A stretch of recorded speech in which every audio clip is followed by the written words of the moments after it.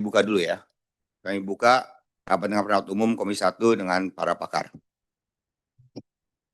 Selamat datang kami ucapkan kepada yang terhormat Saudara Profesor Dr. Insinyur Aris Sarjito, Universitas Pertahanan RI. Yang mana? Oh, baik. Terima kasih, Pak. Saudara Muhammad Faisal Karim, Associate Professor Universitas Islam Internasional Indonesia. Terima kasih, Pak. Saudara Profesor Joga Dharma Setiawan, PhD, Direktur Utama PT LEN Industri Persero. Selamat datang, Pak. Dan Bapak Ibu anggota Komisi 1 DPR RI. Pada rapat dengar pendapat umum hari ini, Rabu 17 Juni 2026, berdasarkan informasi dari Sekretariat, telah hadir secara fisik 6 orang anggota dari 6 fraksi. Sesuai dengan ketentuan pasal 281 ayat 1, Peraturan DPR RI nomor 1 tahun 2020 tentang tatib, maka quorum telah terpenuhi. Sebagaimana amanat pasal 276 ayat 1 dan pasal 282 ayat 1 Peraturan DPR RI nomor 1 tahun 2020 tentang tatib, perlu kita sepakati dulu apakah rapat ini bersifat terbuka atau tertutup?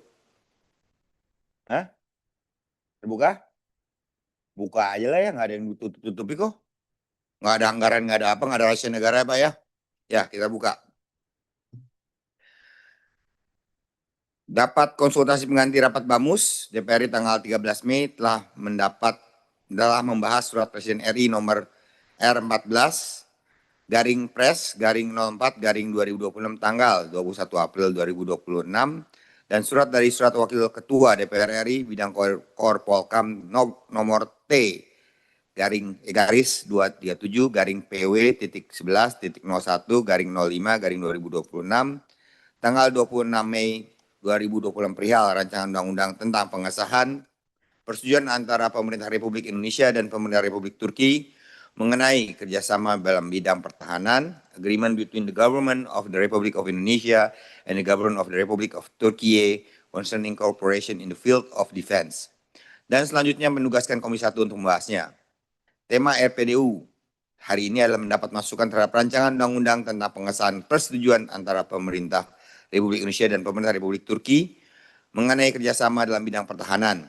Agreement between the government of the Republic of Indonesia and the government of Republic of Turkey concerning cooperation in the field of defense.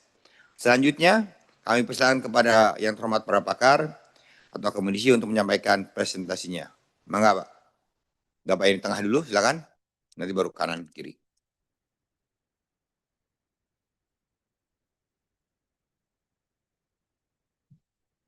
Siap, mohon ditampilkan slide-nya. Berkenan. Sekretariat, tampilkan slide-nya.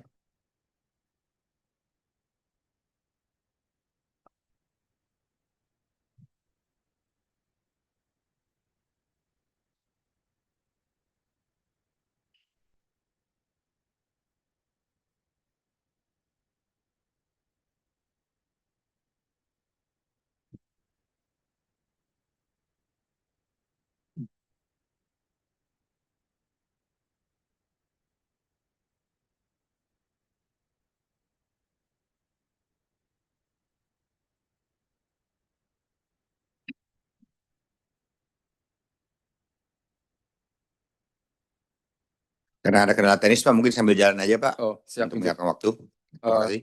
Siap. Assalamualaikum warahmatullahi wabarakatuh.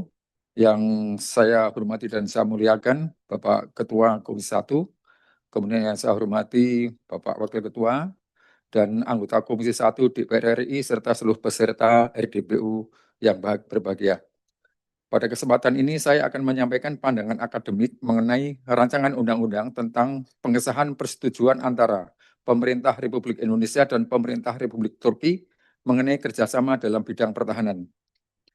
Pandangan yang saya sampaikan berangkat dari perspektif kepentingan nasional, pembangunan industri pertahanan, modernisasi TNI, serta upaya memperkuat kemandirian pertahanan Indonesia dalam jangka panjang.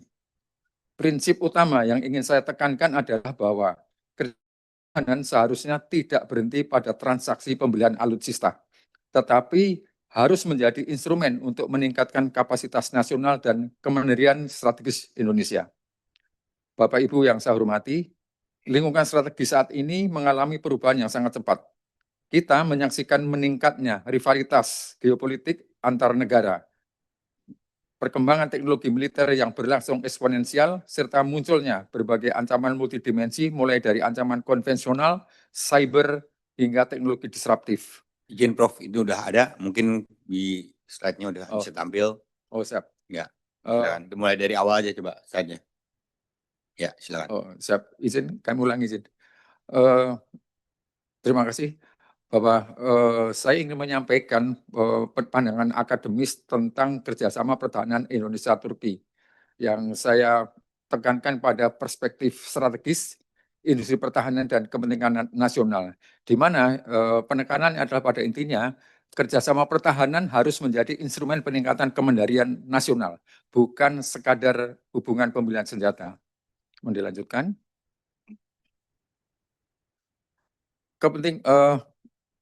Lingkungan strategi saat ini berkembang begitu cepat. Kita menyaksikan rivalitas geopolitik antar negara yang semakin besar. Perkembangan teknologi militer, kemudian ancaman keamanannya semakin multidimensi, kemandirian industri pertahanan menjadi kebutuhan strategis, dan kerjasama internasional sangat diperlukan untuk mempercepat pembangunan kapasitas nasional yang berimplikasi pada Indonesia membutuhkan mitra strategis yang mampu mendukung. Pertama adalah modernisasi TNI, kemudian penguasaan teknologi dan penguatan industri pertahanan nasional. Mau dilanjutkan slide berikutnya. Seperti kita ketahui bahwa Turki merupakan salah satu negara yang dalam 2 dekade terakhir menunjukkan kemajuan luar biasa dalam pembangunan industri pertahanan. Negara tersebut berhasil mengembangkan berbagai sistem strategis seperti drone, kemudian drone tempur, kemudian kendaraan lapis baja, sistem rudal, pertahanan udara, peperangan elektronik, hingga teknologi berbasis kecerdasan buatan. Yang menarik, keberhasilan tersebut dicapai melalui kebijakan yang menekankan penguatan industri nasional dan penguasaan teknologi secara bertahap. Dari perspektif Indonesia, pengalaman Turki menjadi relevan karena menunjukkan bahwa negara berkembang dapat membangun industri pertahanan yang kompetitif apabila memiliki strategi yang konsisten. Mohon dilanjutkan slide-nya. Bapak Ibu sekalian, ini adalah gambaran produk-produk industri pertahanan yang dihasilkan dari Turki. Kita dapat melihat di sini bahwa ada drone tempur Akinci yang model terbaru yang sedang dikembangkan oleh Turki. Kemudian kendaraan tempur lapis baja, PNSS Kaplan, serta sistem pertahanan udara Hisar. Produk-produk ini menunjukkan bahwa Turki tidak lagi hanya menjadi pengguna teknologi pertahanan, tetapi telah menjadi produsen dan eksportir teknologi pertahanan. Hal ini penting karena kerjasama dengan negara yang memiliki kemampuan teknologi yang berkembang pesat berpotensi memberikan manfaat yang lebih besar dibandingkan kerjasama yang hanya berorientasi pada pembelian sistem jadi. Mohon berikutnya slide. Bapak Ibu yang saya hormati, Indonesia sebenarnya telah memiliki pengalaman kerjasama yang cukup baik dengan Turki. Salah satunya adalah melalui proyek medium tank Kaplan Harimau seperti terlihat dalam gambar antara PT Pindad dan FNSS. Kerjasama ini tidak hanya menghasilkan produk pertahanan, tetapi juga memberikan pengalaman berharga dalam produk bersama, pengembangan SDM, serta penguatan kemampuan industri nasional. Pelajaran utama dari pengalaman tersebut adalah bahwa manfaat terbesar diperoleh ketika industri nasional terlibat secara aktif dalam seluruh rantai kerjasama, mulai dari desain, produksi, hingga pemeliharaan. Next.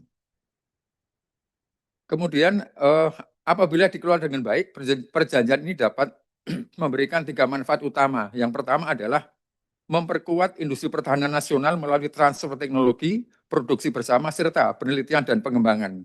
Yang kedua adalah mendukung modernisasi TNI melalui akses terhadap teknologi yang lebih maju dan peningkatan kemampuan operasional. Berikutnya adalah mempercepat pengembangan sumber daya manusia melalui pendidikan, pelatihan, dan pertukaran personil. Dengan kata lain, manfaat yang diharapkan tidak hanya berupa alutsista, tetapi juga peningkatan kapasitas nasional secara menyeluruh. Mau dilanjutkan? Baik. Selain manfaat teknis, kerjasama ini juga memiliki nilai geopolitik yang penting. Indonesia selama ini menerapkan politik luar negeri bebas aktif dan berupaya menjaga strategi autonomi. Melalui diversifikasi mitra pertahanan, Indonesia dapat mengurangi ketergantungan pada satu pemasok tertentu dan memiliki ruang gerak yang lebih luas dalam menentukan kebijakan nasional. Dengan demikian, posisi tawar Indonesia dalam diplomasi pertahanan juga akan semakin kuat. Selanjutnya, Bapak Ibu sekalian, bahwa dalam kerjasama ini risiko dan tantangan selalu ada. Yang pertama adalah transfer teknologi seringkali menjadi isu yang paling sulit diwujudkan apabila klausul perjanjian tidak cukup rinci dan terukur. Yang kedua, terdapat risiko pergeseran ketergantungan teknologi dari satu negara ke negara lain apabila kemampuan nasional tidak berkembang secara signifikan. Yang keempat, implementasi kerjasama melibatkan banyak pemangku kepentingan sehingga membutuhkan koordinasi yang kuat.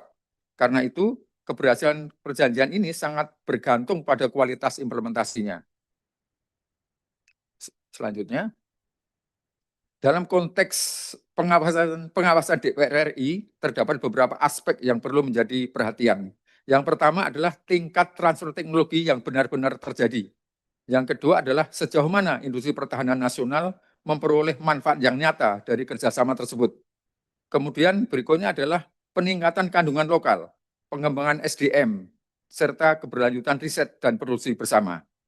Pertanyaan mendasar yang perlu terus diajukan adalah, apakah kerjasama ini benar-benar meningkatkan kemandirian pertahanan alutsista, pertahanan Indonesia? Jika jawabannya iya, maka perjanjian ini akan memberikan nilai strategis yang tinggi bagi bangsa Indonesia. Berdasarkan analisis yang telah saya lakukan, terdapat beberapa rekomendasi. Yang pertama adalah mendukung ratifikasi perjanjian ini. Yang kedua, memastikan adanya target transfer teknologi yang jelas dan terukur. Yang ketiga, memprioritaskan keterlibatan industri pertahanan nasional dalam seluruh tahapan kerjasama. Yang keempat, membangun indikator kinerja yang dapat digunakan untuk mengukur keberhasilan implementasi. Dan yang terakhir adalah melakukan pengawasan dan evaluasi secara berkala agar manfaat yang dijanjikan benar-benar dapat diwujudkan. Sebagai penutup, saya berpandangan bahwa RUU ini layak untuk didukung dan diratifikasi. Namun demikian, keberhasilan sesungguhnya tidak terletak pada proses ratifikasi semata, melainkan pada implementasi yang mampu menghasilkan penguatan industri pertahanan nasional. Peningkatan penguasaan teknologi, pengembangan SDM, modernisasi TNI, dan penguatan strategi otonomi Indonesia. Dengan demikian, kerjasama Indonesia-Turki harus dipandang sebagai instrumen pembangunan kapasitas nasional dan kemandirian pertahanan jangka panjang, bukan sekedar mekanisme pengadaan alutsista. Demikian paparan yang dapat saya sampaikan. Semoga pandangan ini dapat menjadi masukan dalam pembahasan rancangan undang-undang tentang pengesahan persetujuan antara pemerintah Republik Indonesia dan pemerintah Republik Turki mengenai kerjasama dalam bidang pertahanan. Terima kasih atas perhatian Bapak dan Ibu. Wassalamualaikum warahmatullahi wabarakatuh. Waalaikumsalam. Terima kasih kepada Profesor Aris Sarjito. Selanjutnya kami persilakan pada Profesor Yoga Dharma Setiawan, PhD, Direktur Utama PT Len Industri. Waktu dapat kami persilakan. Assalamualaikum warahmatullahi wabarakatuh. Salam sejahtera bagi kita semua. Selamat pagi. Pertama-tama kami ucapkan terima kasih atas kesempatan yang diberikan untuk menyampaikan pandangan terkait rancangan undang-undang kerjasama pertahanan Indonesia dan Turki. Yang terhormat pimpinan rapat, Ketua Komisi 1 DPR RI 2024-2025, yang terhormat Wakil Ketua Komisi 1 DPR, dan juga Bapak Ibu anggota Komisi 1 DPR yang terhormat, serta pada hadirin semua yang kami hormati. Perkenalkan, kami dari PT Len Industri yang merupakan holding dari industri pertahanan yang terdiri dari PT Len sendiri, PT Pindad, PT PAL, dan PT DI serta Dahana yang merupakan industri pertahanan di bawah Danantara mulai tahun 2025. Adapun paparan kami pada pagi hari ini, tujuan kami harapkan adalah agar rancangan undang-undang nanti yang akan diratifikasi dapat berjalan secara optimal berdasarkan pengalaman kami secara praktek di lapangan bekerja sama dengan pihak industri Turki, di mana kami sudah berkunjung ke sana 2 kali melihat industri dan juga kami berinteraksi cukup intens dengan pihak industri dari Turki. Izin kami di sini kami beri judul Transformasi Defense ID. Jadi bagaimana kami sudah bertransformasi, kami usahakan saat ini untuk agar kerjasama internasional dalam hal rancangan undang-undang ini yang bersifat semakin luas, bukan hanya pertahanan, tapi meliputi sampai riset, industri, produksi bersama, dan lebih luas lagi. Selanjutnya, kami mengakui bahwa Turki memiliki perkembangan industri yang sangat pesat dalam waktu sekitar 10 tahun terakhir, terutama dengan adanya badan yang didirikan di 2018, yaitu namanya SSB, Presidensi Republik Turki, di mana mereka mengkoordinir semua industri pertahanan mereka dan melakukan program-program yang sangat agresif sehingga kita lihat sekarang mereka bukan hanya sebagai customer tetapi sebagai co-producer dan ekspor mereka meningkat sangat pesat. Dan kami di Defense ID tadi sudah disampaikan Prof. Aris, beberapa kerjasama sudah dilakukan di PTDI, Pindad, dan LEN serta PT PAL. Pada dasarnya kami setuju ratifikasi undang-undang ini sama dengan Prof. Aris, namun kami memberikan catatan di lapangannya bagaimana strategi kita supaya lebih optimal kerjasama ini. Pertama, paradigma yang perlu kita samakan adalah dalam kerjasama pertahanan maupun industri pertahanan, kami berharap ke depannya bukan hanya model jual beli, tetapi kemitraan berbasis transfer teknologi yang terukur dan dievaluasi. Kemudian sebelumnya fokus proyek pengadaan pengembangan terbatas, tetapi sekarang ada joint research, design, development, dan production. Kalau sebelumnya mungkin kalau kerjasama hanya G2G ataupun B2B, itu dalam praktek di lapangan itu tidak mudah. Jadi dengan Turki ini punya potensi bukan hanya B2B tetapi B2U, business to universitas. Di mana di sana ada universitas yang memang dekat sekali dengan industri pertahanan. Dengan adanya SSB ini, mereka mengelola ada namanya teknopark yang dikelola di universitas. Di situ vendor-vendor internasional harus punya kantor di situ. UMKM yang berhubungan dengan industri pertahanan dikumpulkan di situ, disupport dengan di bawah pengelolaan SSB. Nah, itu salah satu yang kami harapkan nanti ke depannya kita sebagian kalau ingin memanfaatkan undang-undang ini kerjasama dengan Turki optimal, kita perlu mulai memimik atau mencontoh program-program atau cara kerja atau metode yang dilakukan oleh Turki sehingga kita bisa punya kapasitas untuk mengisi kerjasama ini dengan optimal untuk pengembangan industri pertahanan Indonesia.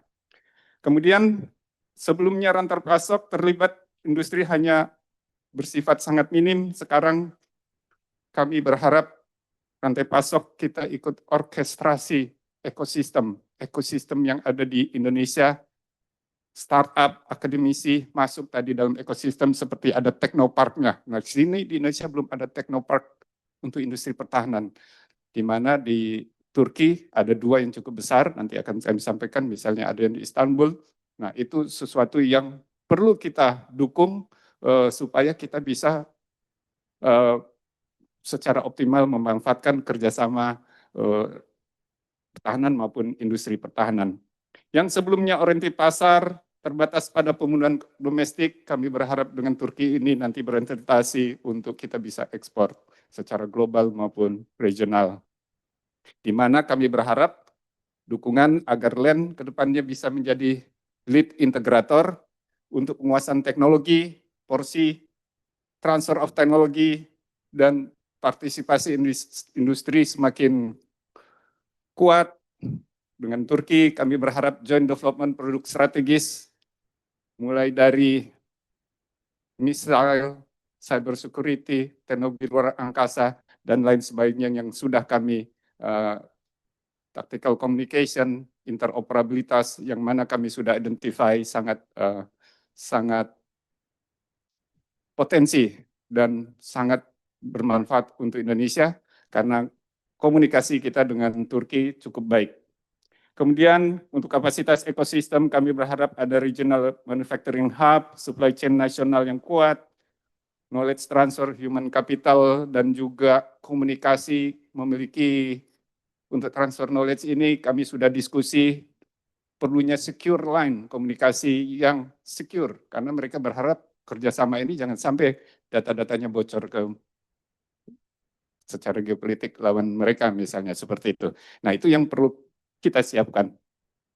Kami berharap ada inovasi masa depan bersama untuk teknologi masa depan, di mana kita lihat teknologi masa depan kita sudah bukan di 3.0, 4.0, tetapi menuju 5.0, yang sekarang bersifat network centric. Nah itu Turki punya cyber security, bahkan sampai ke teknologi kuantum yang kedepannya perang kebanyakan adalah bersifat asimetri, hibrid, dan kuantum. Nah mereka memiliki kemampuan potensi untuk kita kerjasamakan.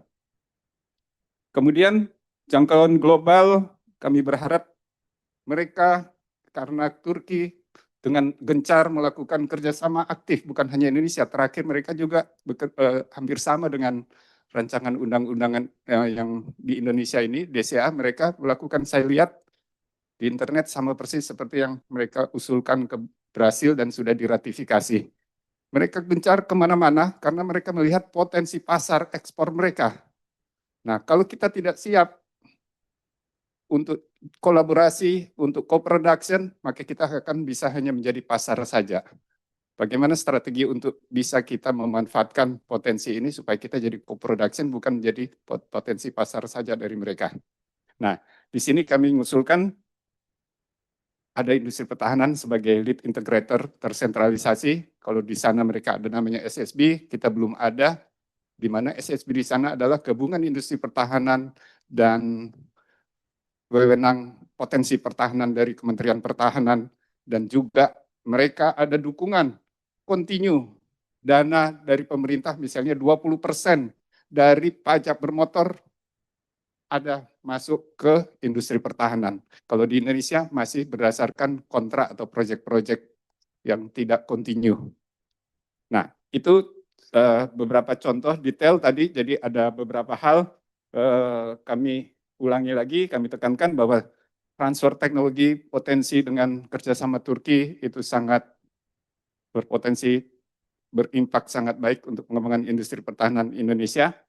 Di bidang drone terutamanya, mereka dikenal sebagai negara drone dalam bidang radar, sistem komunikasi militer, command control, surveillance, reconnaissance, rudal, amunisi presisi, cyber, dan juga teknologi antariksa, di mana kami sudah cukup intens berkomunikasi dengan mereka.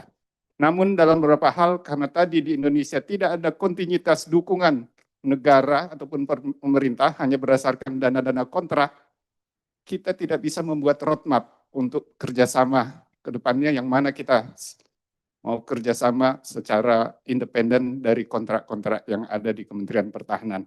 Sementara mereka menyiapkan, sudah siap continuous dana-dana untuk industri pertahanan mereka. Nah di sini kami berharap joint development, joint production selalu itu harus ada modal yang kontinu untuk industri pertahanan sehingga kami bisa membuat roadmap.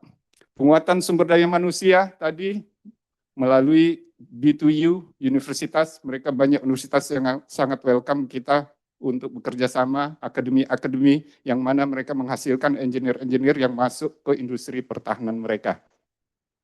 Untuk akses pasar global, nah ini kesempatan karena Turki negara muslim, kelihatan seperti orang western, kemana-mana mereka fleksibel. Teknologi mereka kuasai dari barat sampai timur.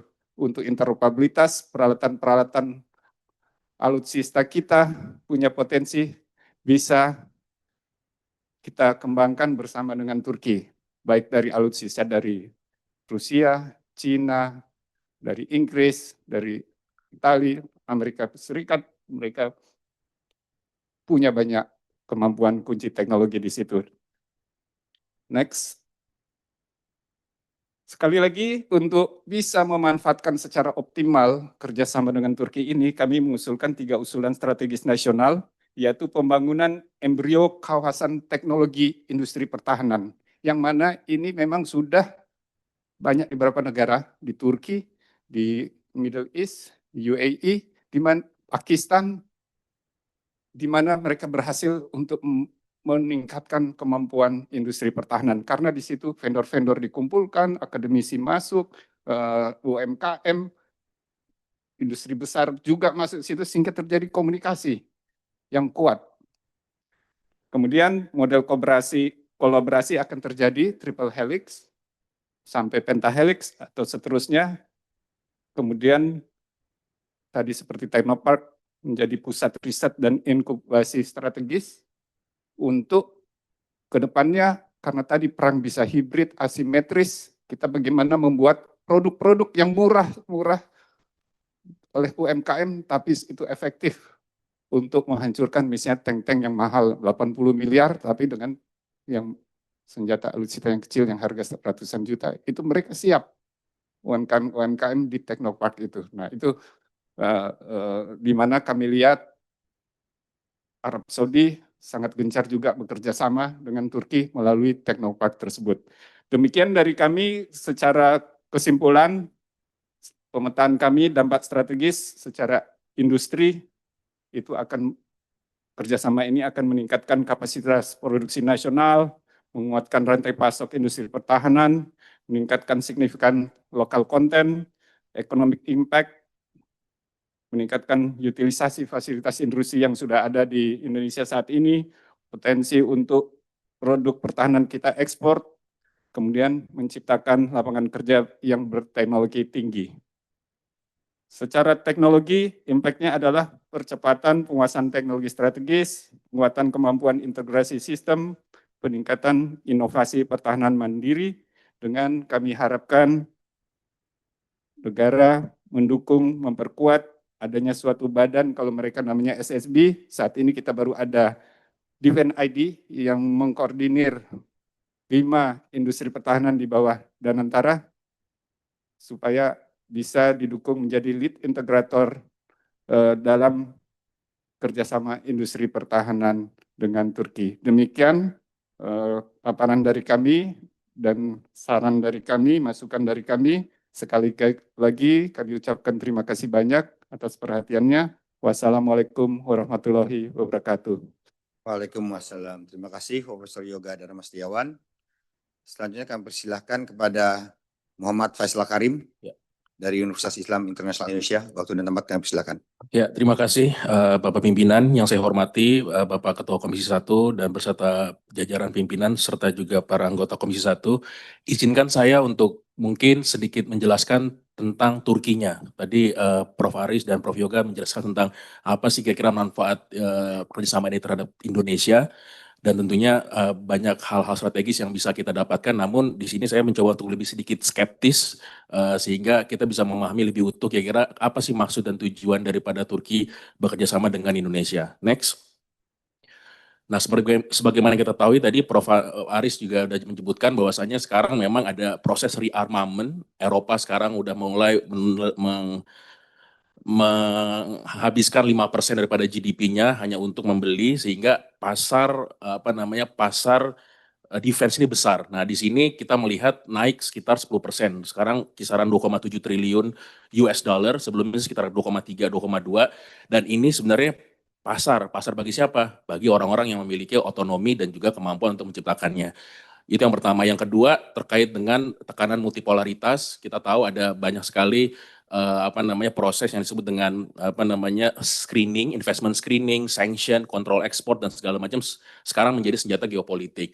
Nah, bagi Indonesia sendiri ya tentunya ini diversifikasi menjadi penting, namun tentunya juga bagaimana kita meningkatkan optimum essential force kita. Ini secara umum, gambaran umumnya. Next.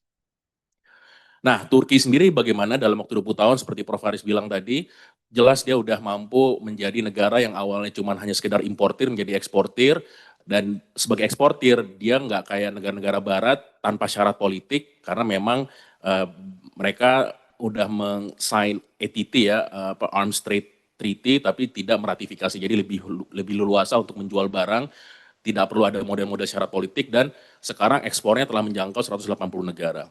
Dan sekarang menjadi eksportir senjata ke-11 dunia dalam kurun waktu 2 dekade. Next.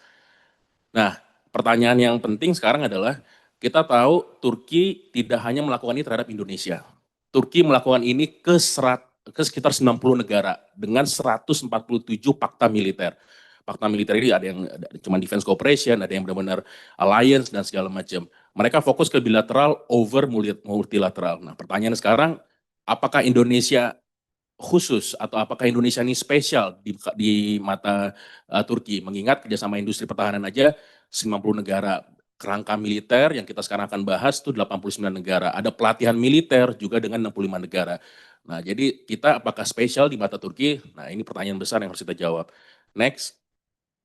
Nah, begitu juga titik lemah Turki ya. Kita tentu melihat bagaimana Turki mampu menjadi eksportir ya senjata. Namun kita harus pahami juga ada beberapa komponen kritis yang bisa menjadi choke point bagi Turki dalam melakukan penjualan senjata. Contohnya misalnya drone yang banyak sekali diekspor sama Turki ternyata memakai mesin Ukraina.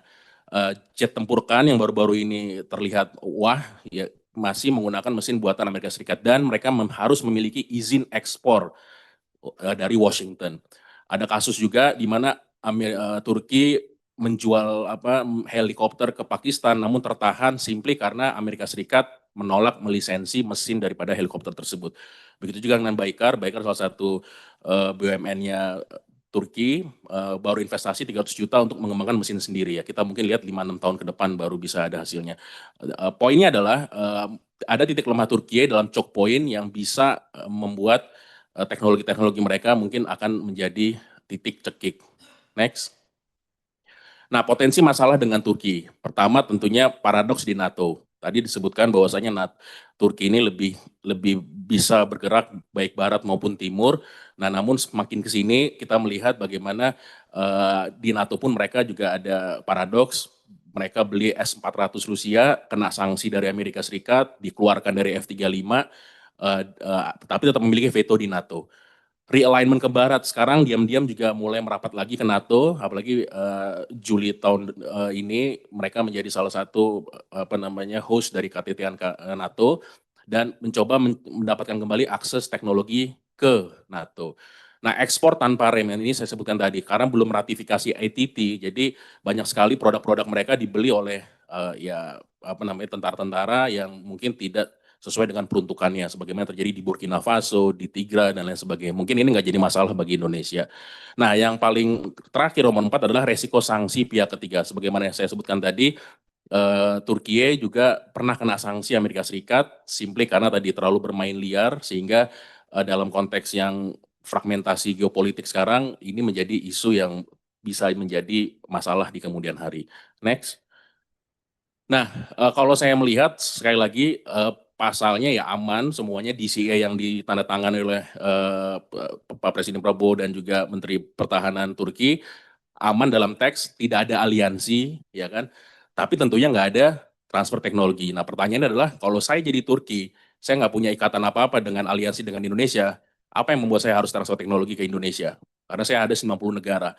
Beda sama Azerbaijan. Azerbaijan itu udah aliansi, Turki mau ngasih banyak pembelajaran. Begitu juga dengan Central Asian yang Turkic language-nya masih kental, ada proses itu. Nah, kalau kita berharap ada transfer teknologi dan hanya main aman dengan kerangka kerjasama biasa tanpa ada aliansi, ini pertanyaannya mau nggak Turki?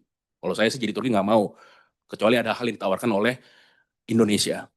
Nah, hukum pidana juga aman, hukum pidana Indonesia berlaku, kalau ada yuridiksi Turki hanya ada di disipliner. Nah, baik lagi tadi pertanyaan dari Prof. Yoga, kepemilikan HKI gimana? Ekspor sistem koproduksinya kalau memang menjadi koproduksi gimana? Karena memang kalau masalah koproduksi itu harus ada semacam ikatan batin yang kuat, ada ikatan kerjasama aliansi yang kuat, sehingga kita percaya, Turki percaya. Nah, dalam konteks Indonesia, apa yang harus dilakukan oleh Indonesia agar kepercayaan itu dapat dicapai? Next. Nah, tapi secara umum, secara normatif tentunya tadi kita sepakat bahwasanya Turki ini beda sama negara-negara pengekspor lainnya. Dia sesama middle power, non-hierarkis, dia tidak memiliki ontological reassurance atau kecemasan dominasi sebagaimana kecemasan yang dialami oleh mungkin Rusia ataupun Amerika. Jadi pas untuk Indonesia. Kedua, diversification bukan blok. Nah, mengingat ini bukan blok, bisa nggak kita lebih dalam bekerja samanya? Jadi nggak level aliansi, tapi juga nggak cuma hanya sekedar kerjasama pertahanan biasa. Dan ini juga pelajaran tahun 99. Nah, pertanyaan adalah reassurance. Reassurance kita tuh apa sih? Dan Turki itu apa? Ini yang menjadi hal yang membuat akhirnya Turki mau menjamin transfer teknologi tanpa adanya risiko-risiko lain. Next.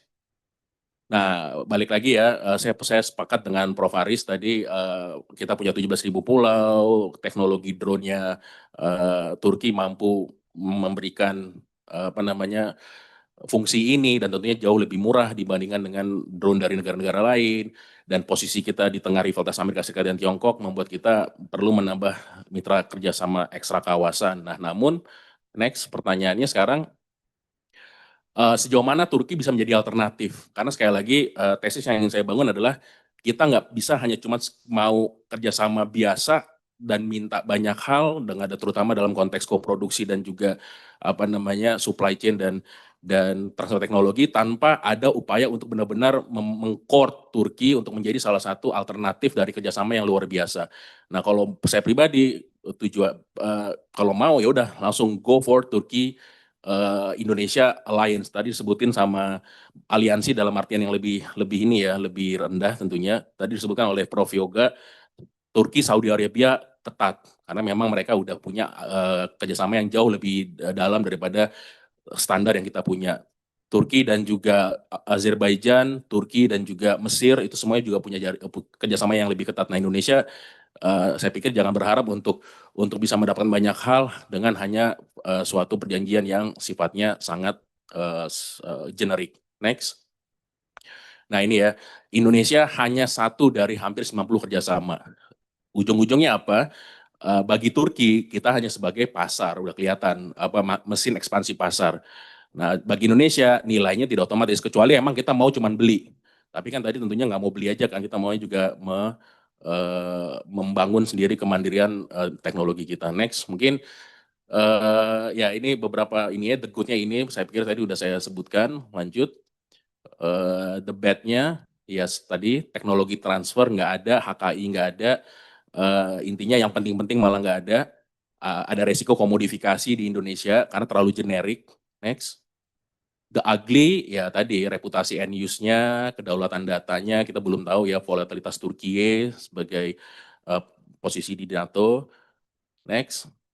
Nah, mungkin ini yang harus kita pahami terakhir dari saya. Kalau saya pribadi menyetujui karena memang ini secara umum generik, tidak ada hal yang substansial akan mempengaruhi hubungan Indonesia dan Turki. Namun saya pribadi mengusulkan agar ke depannya kita kalau mau mendapatkan hal-hal yang kita inginkan tadi, transfer teknologi, maka perlu lebih dikembangkan lagi kerjasama yang lebih dalam, tidak hanya sekedar kerjasama yang generik.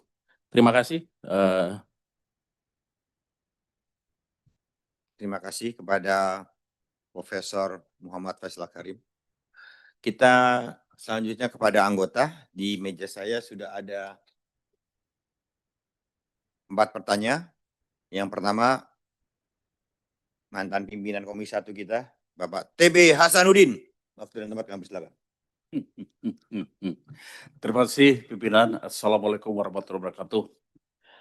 Bapak-bapak narasumber yang saya hormati dan saya banggakan, buat saya pribadi, kalau urusan kerjasama itu masalah skill, masalah teknis, lebih banyak dibicarakan nanti oleh user masing-masing, saya kira ya. Saya mohon gambaran dari bapak-bapak, baik dari Unhan, UI maupun LAN, begini.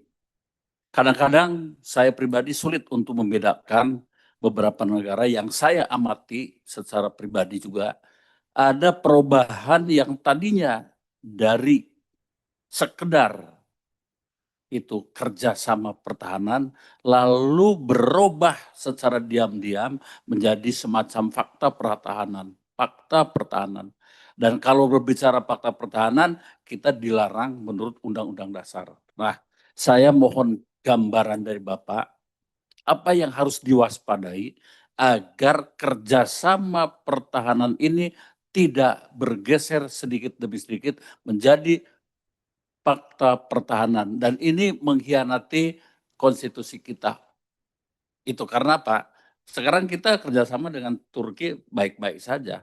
Suatu saat Turki sudah bagus, baik ekonomi maupun teknologinya, kemudian dia berseberangan, bahkan bermusuhan, bahkan berperang, mungkin suatu saat dengan negara sahabat kita, dan kemudian produk senjata buatan Turki dan Indonesia adalah produk andalan untuk melawan musuhnya, mau tidak mau tentu kita harus mundur kalau kita tetap menggunakan prinsip bebas dan aktif.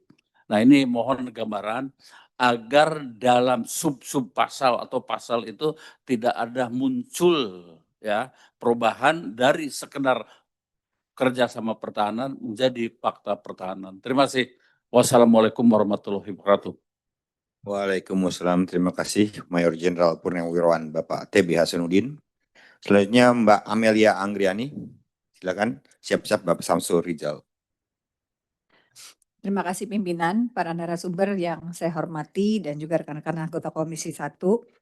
Dari paparan tadi yang telah disampaikan dan saya juga sudah membaca materinya, saya mencermati bahwa substansi yang paling strategis dari kerjasama ini seperti transfer teknologi ya. Ini saya tujukan untuk Prof. Dr. Moh Faisal Karim.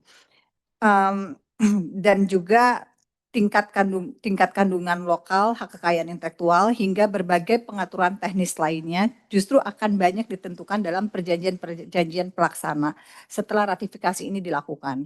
Nah, sementara di DPR ini kan hanya memberikan persetujuan pada perjanjian induknya saja, ya. Karena itu menurut saya ratifikasi ini juga harus dibarengi dengan mekanisme pengawasan yang memadai agar kepentingan nasional kita ini tetap terjaga.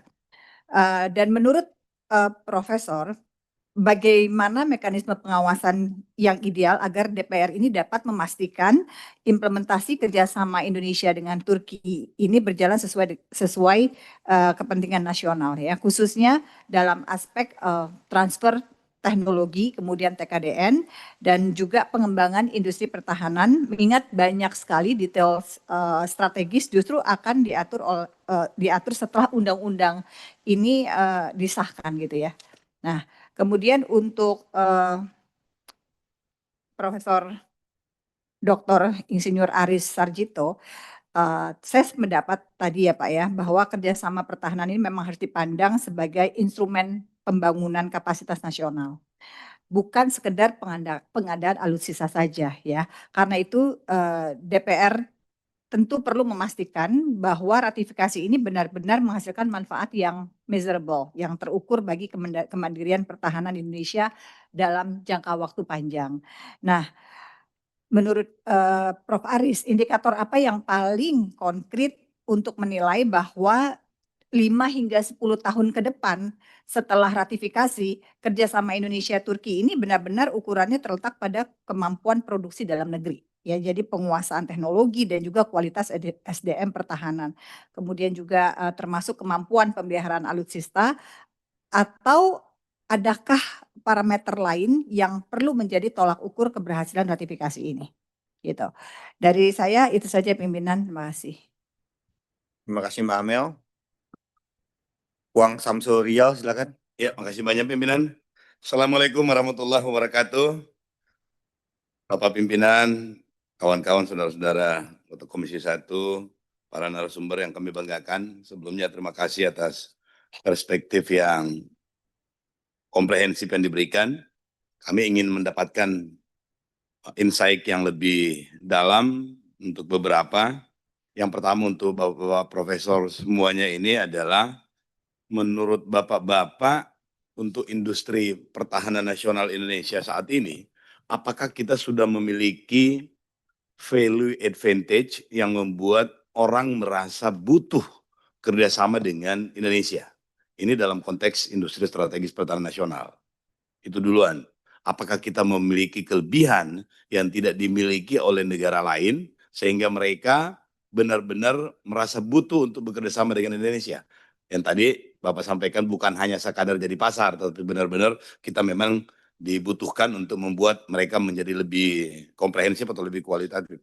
Yang kedua adalah defense network yang mana yang kira-kira menurut Bapak-Bapak, menurut Prof ini yang paling strategis untuk Indonesia bisa masuk di dalamnya dan memiliki keunggulan yang lebih dibanding dengan negara-negara terutama dalam konteks Global South dan di kawasan ASEAN. Tentu kita paham kalau Singapura negara kecil itu juga lebih maju industri pertahanannya dibanding dengan kita termasuk Thailand, tetapi tentu kita memiliki keunggulan yang tidak dimiliki oleh mereka sehingga bisa dikembangkan dalam defense network yang kira-kira paling cocok lah dengan Indonesia. Tentu dengan mempertimbangkan kesepahaman atau komitmen kita untuk tetap berada dalam wilayah yang bebas aktif. Dan ada yang disampaikan oleh Prof. Aris tadi yang masalah yang sangat menarik. Masalah dan tantangan itu bahwa di Indonesia itu salah satu problemnya itu adalah dengan bahasa yang lebih santun adalah oleh sampaikan oleh Prof. Aris, tapi saya ingin menyimpulkan bahwa Indonesia terlalu banyak pemangku kepentingannya sehingga melemahkan koordinasi antar pemangku itu atau antar kementerian lembaga lah atau bahkan sekarang ini antar kementerian lembaga dan Defense ID lah dan semua pemangku kepentingan itu. Kira-kira menurut Bapak apa saran yang bisa kita lakukan sekaligus juga regulasi apa yang dibutuhkan sehingga nanti ada omnibus law lah atau mungkin apa yang dibilang itu yang memungkinkan untuk memberikan dukungan yang optimal terhadap peningkatan industri strategis nasional ini kita butuhkan sehingga industri strategis nasional kita itu bisa melompat juga, jangan kemajuannya gradual seperti ini. Lihat Turki yang 20 tahun kemarin masih jadi pasar tiba-tiba udah jadi produsen. Itu kalau nggak ada crash program affirmative action itu nggak mungkin. Dan tentu kita ingin cari apa yang dibutuhkan oleh Indonesia sehingga kita juga bisa memberikan dukungan yang kuat termasuk juga dalam konteks regulasi. Mohon pencerahannya, Prof. Nah, ini untuk Prof Yoga saya ingin mendapatkan gambaran yang lebih clear, terutama dalam konteks B2U. Dan tentu Bapak bisa mempresentasikan karena Bapak sudah ke sana, itu apa yang mesti kita lakukan sehingga university di negara kita itu punya akses yang cukup, apa dukungan yang dibutuhkan. Dan yang kedua yang kami ingin butuhkan adalah ada yang Bapak sampaikan tadi itu bahwa 20% dari pajak bermotor itu direct langsung ke industri pertahanan. Tentu ini ide yang sangat menarik. Besok-besok juga barangkali cukai rokok kita bisa langsung beli senjata atau dan lain-lain. Dan ini menurut saya adalah ide yang sangat brilian. Mungkin kita akan tindak lanjuti dan mohon pencerahan Prof sehingga ke depannya kita bisa meniru lah, mereplikasi lah. Terus pimpinan mohon izin ada satu hal yang menarik yang beliau-beliau sampaikan itu menyangkut secure line communication dalam industri pertahanan nasional. Dan tentu ini adalah hal yang sangat menarik terutama dalam konteks kita untuk bisa dalam proses merumuskan undang-undang keamanan dan ketahanan cyber, tentu ini akan sangat bagus kalaupun Bapak bisa jelaskan ini, kalaupun juga pada kesempatan yang lain Bapak bisa kasih masukan ke kami Pak, bisa juga secara personal. Terima kasih pimpinan, terima kasih Prof. Assalamualaikum warahmatullahi wabarakatuh. Waalaikumsalam. Terima kasih Bapak mantan Wali Kota Makassar. Selanjutnya kami persilakan Bapak Mahfud Abdurrahman. Assalamualaikum warahmatullahi wabarakatuh. Terima kasih pimpinan yang kami hormati para narasumber. Terima kasih kami ucapkan apresiasi terhadap paparan yang tadi sudah disampaikan. Dalam konteks kerjasama pertahanan dan industri pertahanan Indonesia-Turki, saya kira cukup menarik untuk dikembangkan. Yang pertama, secara positioning sama-sama negara middle power ya, yang memang perlu eksis di permukaan dunia ini. Dan yang kedua, Turki dalam konteks industri pertahanan cukup luar biasa, berkembang pesat. Dan beberapa tahun yang lalu saya atau kami pernah juga ngobrol panjang dengan ketua DPR Turki. Salah satunya ya dia cerita bahwa kami ini Turki produk drone-nya itu nomor 2 terbaik di dunia setelah Israel. Dia juga cerita banyak tentang bagaimana proses pembuatannya. Terutama ya mereka tertantang dengan ancaman menghadapi teroris-teroris dari kalangan Kurdi. Ya. Jadi saya kira bukan hanya drone, industri atau produk-produk alat pertahanan yang lainnya juga cukup luar biasa Turki. Dan hubungan Indonesia-Turki ya sudah terjalin baik dalam konteks bisnis dan dalam konteks pendidikan. Jadi banyak anak-anak bangsa Indonesia yang berkuliah dan bersekolah di sana. Jadi secara latar belakang ini infrastruktur ini sudah terbangun, tinggal pengembangannya. Dan tentu ini juga seiring dengan daya dukung terhadap visi kemandirian pertahanan Indonesia yang sudah disampaikan oleh Presiden kita Pak Prabowo. Ya. Jadi saya kira saya cukup mendukung dan tertarik kalau ini bisa dikembangkan dan terkembangkan. Dan kerjasama ini ya pertama kerjasama bisnis ekspor impor itu juga sudah berjalan, tapi yang lebih penting juga kerjasama yang bersifat transformasi teknologi, ada transfer teknologi. Itu kemudian yang berikutnya saya beberapa hari yang lalu kunjungan kerja ke Makassar, kemudian berkesempatan berkunjung ke salah satu pabrik amunisi milik anak bangsa swasta yang bekerja sama dengan Kemenhan, persisnya dengan Pindad ya. Itu sebenarnya sudah berdiri sejak 6 tahun yang lalu, Pak. Ya, dimediasi sama Kemhan dengan Pindad. Ini mungkin buat di Rutland kan bisa bantu. Tapi selama 6 tahun ya mereka pabriknya sudah siap, peralatannya juga sudah ada, cuman dari sisi Pindatnya itu yang belum karena ada sharing, ada kerjasama dengan Pindat, tapi sikap Pindatnya itu masih kurang sehingga sampai sekarang belum berjalan. Saya kira ini juga terbagian dan memang ini juga merupakan satu arahan dari Presiden juga untuk menumbuhkan swasta, mengembangkan sektor bisnis atau industri yang terkaitan dengan pertahanan. Jadi dia bergerak dalam bidang perdagangan alat pertahanan dan pengembangan teknologi militer. Ya. Jadi produknya itu adalah amunisi atau peluru kan gitu. Saya kira ini juga perlu mendapat apresiasi dan mendapat dukungan agar pabrik ini segera bisa beroperasi dan berdaya guna untuk kepentingan pertahanan keindonesiaan kita. Terima kasih. Wassalamualaikum warahmatullahi wabarakatuh. Waalaikumsalam. Selanjutnya Mbak Sarifah Ainun. Terima kasih pimpinan.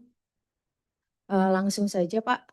Yang pertama saya ingin bertanya kepada Bapak Muhammad Faisal Karim. Saya sangat senang sekali dengan presentasinya Bapak yang menjelaskan baik dan buruknya hingga cara mengatasinya. Hal inilah yang kami butuhkan untuk bahan pertimbangan. Adapun yang ingin saya perdalam dari materi Bapak terkait titik lemah Turki Pak. Bapak menyebutkan bahwa kemandirian Turki masih memiliki titik lemah pada komponen kritis seperti mesin dari Ukraina untuk drone Akinci atau mesin AS untuk jet Kan. Jika strategi BUMN pertahanan kita, Defense ID adalah bertransformasi menjadi prime integrator melalui kerjasama ini, apakah kita sebenarnya sedang membangun kemandirian sejati atau justru hanya menggeser ketergantungan dari pemasok tradisional ke Turki yang secara geopolitik juga rentan terkena kontrol ekspor pihak ketiga? Dan bagaimana Bapak melihat resiko jika sistem yang kita koproduksi dengan Turki nantinya tidak bisa dioperasikan atau diekspor kembali karena hambatan lisensi dari negara asal komponen mesin tersebut. Yang kedua, Devon ID dalam penjelasannya menekankan pergeseran paradigma dari buyer seller menjadi prime integrator. Dalam skema lead integrator tersentralisasi, bagaimana Devon ID memastikan tidak terjadi monopoli internal yang justru mematikan inovasi di level UMKM dan startup pertahanan yang Bapak sebutkan sebagai bagian dari ekosistem. Kami khawatir orkestrasi ini hanya akan mempermudah administrasi namun memperlambat eksekusi teknis di lapangan. Dalam penjelasannya juga dijelaskan bahwa Devon ID menargetkan Indonesia menjadi regional manufacturing hub. Namun tadi Pak Prof. Aris menyebutkan bahwa kesiapan industri nasional masih menjadi tantangan karena kemampuan absorpsi teknologi Indonesia nasional belum rata, sehingga jika kelak perjanjian ini diratifikasi, apakah langkah konkret dari Devon ID untuk memastikan bahwa kerjasama Turki ini tidak berakhir dengan Indonesia hanya menjadi tukang rakit komponen yang 100% desainnya masih milik asing, Pak. Dan yang ketiga, Prof. Aris dalam paparannya menyebutkan resiko transfer teknologi tidak optimal karena klausul yang terlalu umum dan ketidakadaan indikator keberhasilan. Profesor memberikan rekomendasi untuk membangun indikator kinerja yang jelas serta akademik yang teknis, matriks spesifik apa yang harus dicantumkan dalam perjanjian pelaksana agar Indonesia tidak lagi terjebak dalam perjanjian TOT yang menyusut saat implementasi seperti yang terjadi pada proyek jet tempur KF-21. Mungkin itu saja, terima kasih. Terima kasih Mbak Sarifah Ainun. Last but not the least, Bapak Sabam Raja Guguk. Terima kasih pimpinan. Saya hormati pimpinan dan teman-teman anggota Komisi 1 dan para narasumber, pakar yang hadir. Saya ada pertanyaan ada 2 pertanyaan. Yang pertama untuk Profesor Karim. Tadi kan Prof menyampaikan bahwa kita hanya satu, bahwa kerjasama ini kita juga tidak terlalu spesial banget, ya kan, karena kita juga hanya satu dari 90 negara yang dimana Turki melakukan kerjasama industri pertahanan. Saya ingin mendapatkan pandangan dari Prof. Mengingat ketertinggalan kemampuan kita secara teknologi membangun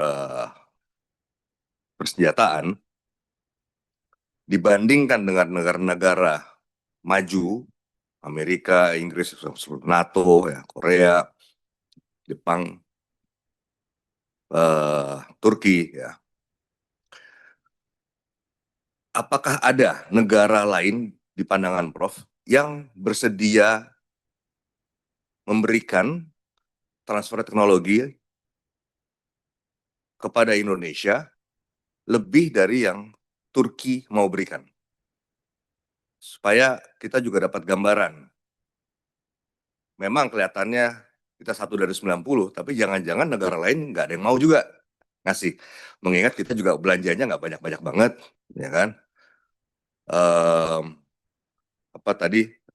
Daya tawar kita mungkin tadi yang disampaikan juga daya tawar kita juga terhadap mereka juga ke negara lain apa, negara-negara yang lain yang sudah lebih maju juga banyak terikat fakta pertahanan dengan negara-negara adidaya, ya kan? Ada juga negara seperti Rusia yang kemampuannya maju tapi kita ada Katsa, ya kan? Nah, menurut Prof, walaupun kita satu dari 90, ada nggak negara lain yang mau ngasih lebih banyak daripada Turki, yang Turki mau kasih ke kita ini? Itu pertanyaan pertama. Pertanyaan kedua untuk seluruh narasumber. Untuk kita memajukan industri pertahanan ke depan, melalui kerjasama seperti yang ini. Menurut pandangan Bapak-Bapak, perlukah Indonesia memiliki badan ataupun kementerian seperti di Amerika dia ada DARPA, ya, di Korea ada DAPA, di India ada juga sejenis, ya. Turki itu ada Kementerian Industri Pertahanan, ya kan, seperti itu ada, ya. Jadi memang ada yang mengawal, ya, suatu badan, ya. Kalau di Amerika itu kan, Korea itu kan Kemhannya meminta kan, 20 tahun lagi saya mau ganti F-22 atau F-35, 20 tahun lagi saya mau ganti. DARPA langsung kerja dalam waktu 20 tahun meriset dengan seluruh ekosistem industri yang ada, universitas yang ada, menyusun gitu. 20 tahun lagi dia presentasikan kepada Pentagon, ini produknya, ada opsi ini, mau beli yang mana gitu kan. Perlu nggak kita dalam menyusun, dalam membangun industri pertahanan kita, adanya badan atau kementerian tersebut? Kira-kira begitu. Terima kasih pimpinan. Terima kasih Bapak Sabam. Pimpinan, aku nambah dikit ya. Ya, silakan Pak Taufik. Terima kasih pimpinan. Assalamualaikum warahmatullahi wabarakatuh. Teman-teman komisi dan para pakar yang sangat saya hormati. Saya mohon maaf terlambat Pak. Jadi ini saya baru buka paparan Bapak dari Profesor Aris Sarjito. Itu ada di halaman 8 atau apa itu? Resiko dan tantangan transfer teknologi tidak optimal. Ini menurut saya poin penting ini. Ada satu paparan, nah, tadi saya tidak ikut mendengarkan, bahwa klausul terlalu umum, tidak ada indikator keberhasilan. Mungkin sudah dijelaskan, tapi karena saya telat ya. Maka pertanyaannya adalah, kalau klausul terlalu umum, ini harus bagaimana Pak? Tidak ada indikator keberhasilan. Nah, lalu kita merekomendasikan apa terhadap perjanjian ini? Memang ini ada problem juga pimpinan. Pimpinan, kita bahas undang-undang ratifikasi, tapi kita tidak memiliki bahannya. Jadi, apa benar klausul terlalu umum misalnya? Pakar mengatakan begitu. Ya mungkin benar, kita percaya karena pakar kan. Lalu tidak ada indikator keberhasilan. Nah, terhadap perjanjian-perjanjian semacam ini, sikap kita itu seperti apa? Adakah rekomendasi formal DPR yang bisa disampaikan terhadap perjanjian-perjanjian semacam ini? Karena hasil dari pembahasan undang-undang kita hanya 2. Kita setuju gitu ya. Terus atau tidak? Pilihannya hanya itu, setuju atau tidak, dan selama ini belum ada kasus tidak setuju ya. Kita berkali-kali mendiskusikan, oke, kita setuju tapi ada catatan misalnya. Lalu catatannya ditaruh di mana misalnya? Nah, ini akan menjadi lebih fokus dan mengenai sasaran kalau bahannya kita dapatkan. Jadi kalau draft undang-undangnya sih sederhana, tapi perjanjian itu sendiri bisa kita lihat secara lebih detail sehingga kita tahu. Ini karena ini memancing saya menyampaikan komentar itu, karena dari narasumber mengatakan klausul terlalu umum. Nah, pertanyaannya apakah akan efektif dengan klausul terlalu umum dari sisi kepentingan nasional kita? Lalu tidak ada indikator keberhasilan. Itu menurut saya sangat vital dalam sebuah perjanjian, tidak ada indikator keberhasilan. Ya, kembali lagi pertanyaan ke kita semua, lalu sikap kita mau apa dengan perjanjian yang semacam ini? Mohon komentar Pak Prof. Makasih. Assalamualaikum warahmatullahi wabarakatuh. Waalaikumsalam. Ada lagi anggota? Kamul? Enggak? Oke. Ini Pak, Ketua Kelas aman? Oke, silakan Pak Dev Laksono dari meja pimpinan. Baik, terima kasih Pak Ketua. Terima kasih para narasumber atas masukannya yang sangat baik dan juga sangat membuka wawasan. Cuman saya ini senada dengan yang tadi teman-teman sudah sempat saya sampaikan. Cuma saya ingin sedikit dalami saja. Mungkin kita tadi Pak Sabam sudah katakan apakah perlu kita membentuk lembaga baru. Nah, kita kan punya BUMN itu PTLN yang dijadikan Defense ID.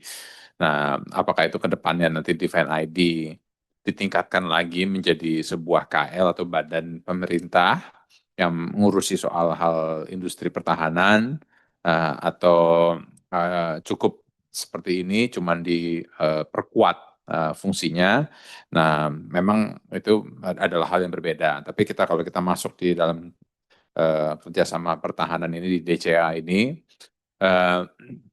seberapa efektifnya perjanjian ini untuk memastikan kita ini memiliki kemandirian ke depannya.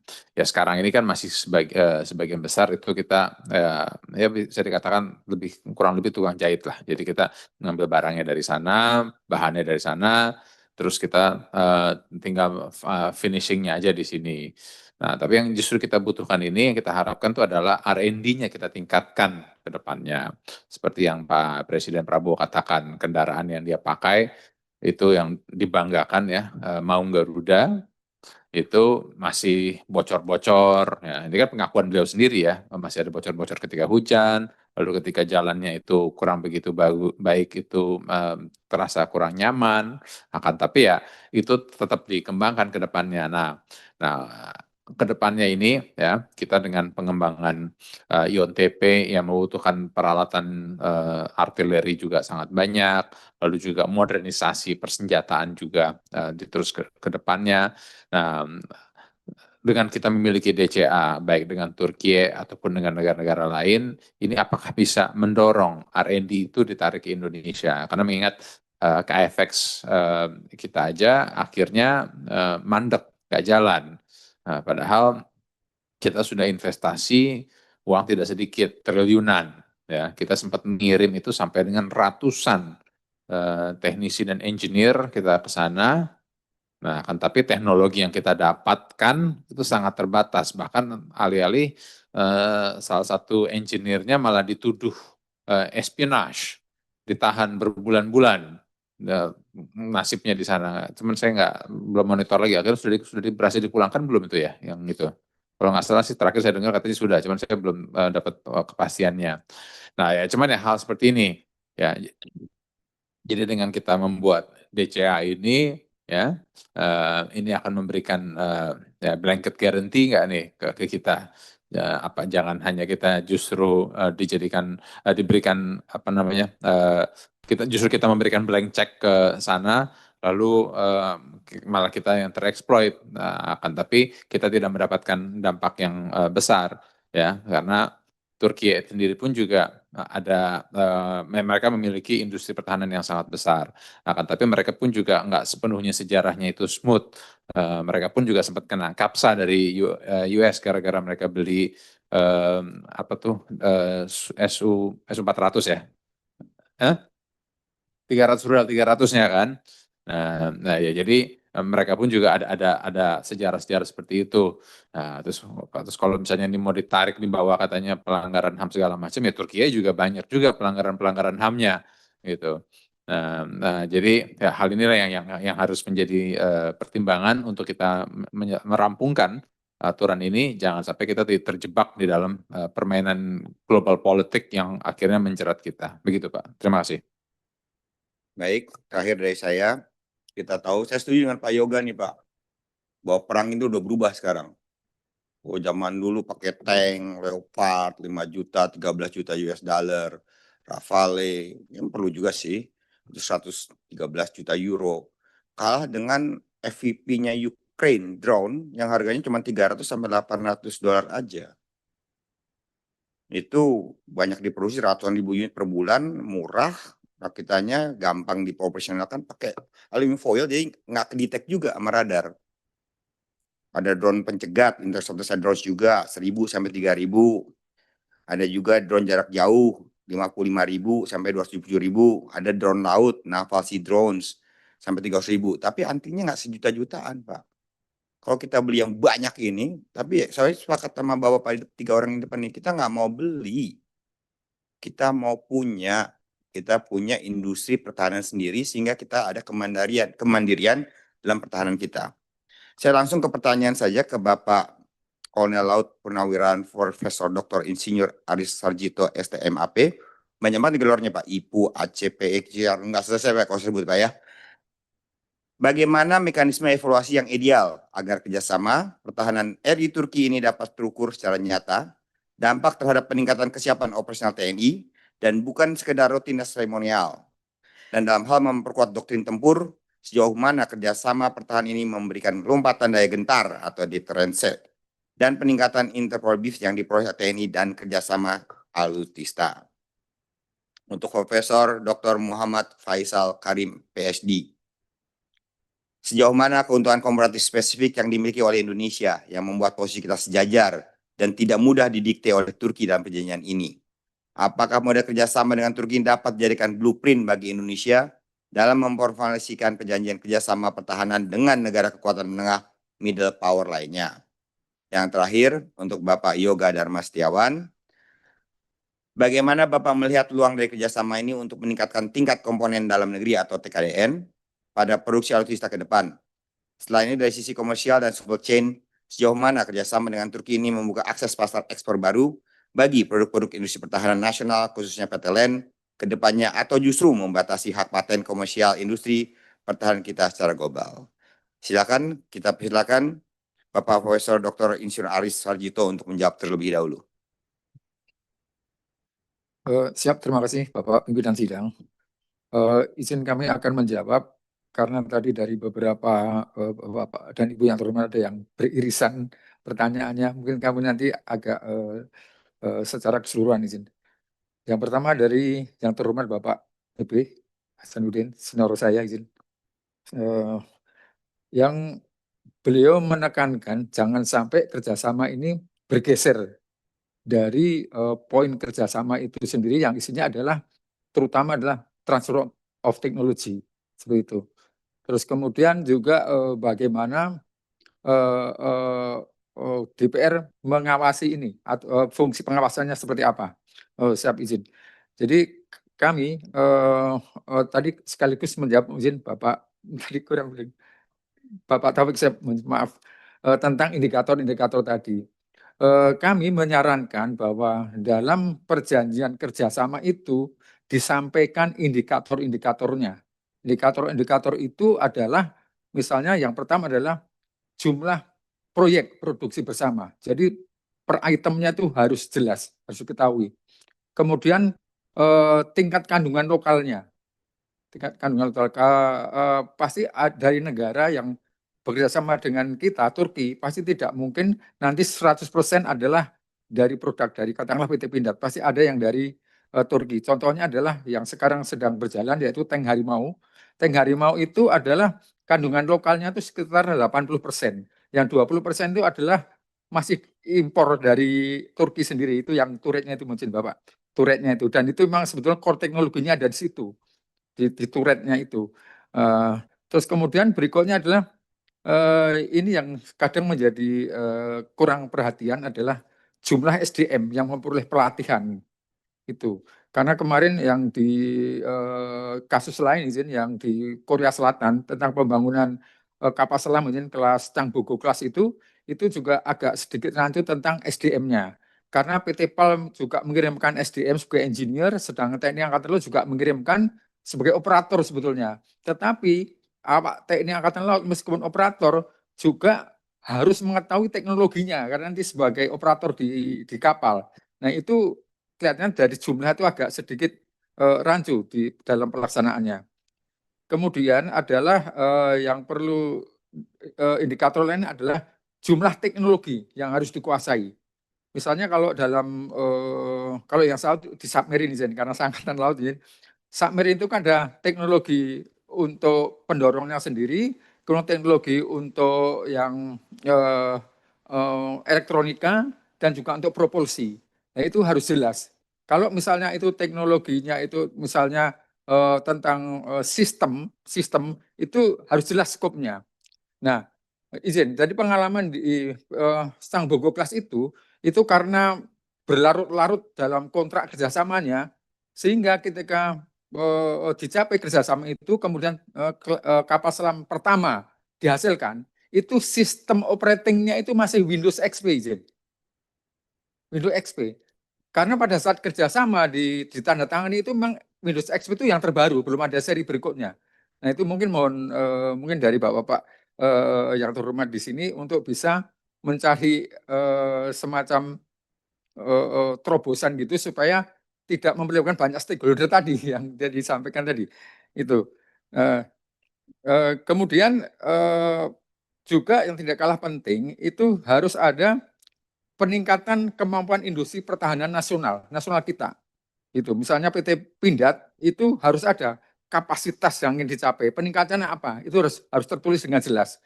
Itulah nanti yang menjadi indikatornya. Bagaimana dari DPR RI, khususnya Komisi 1 mengawasi ini?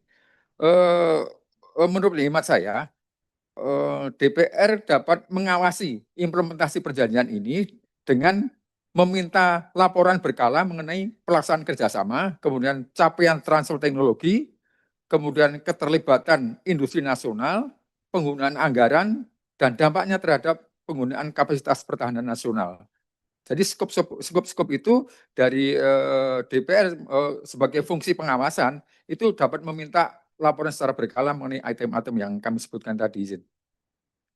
Nah, ini sebenarnya sekaligus juga menjawab pertanyaan dari Ibu Amelia ya tadi, mohon izin Ibu Amelia tentang indikator tadi. Kemudian maaf tentang apa industri pertahanan kita yang diunggulkan secara teknologi supaya menarik negara lain.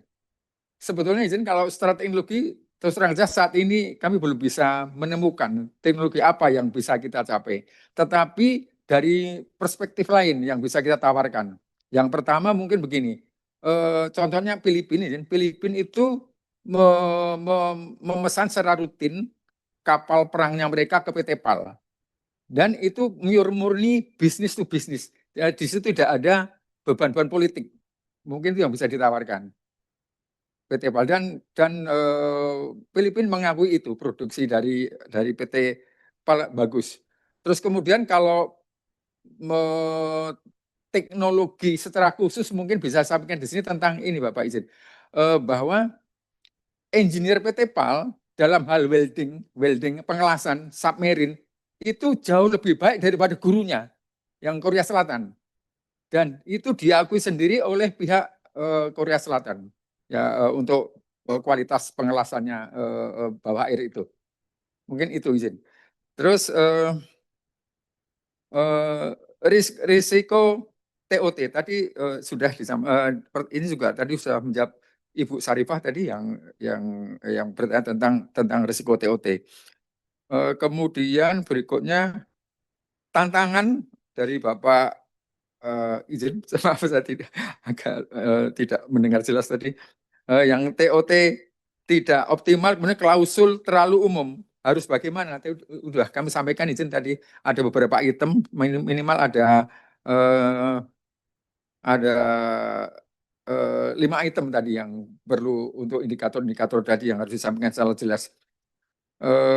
Kemudian dari izin Bapak Dev, selamat siang Pak.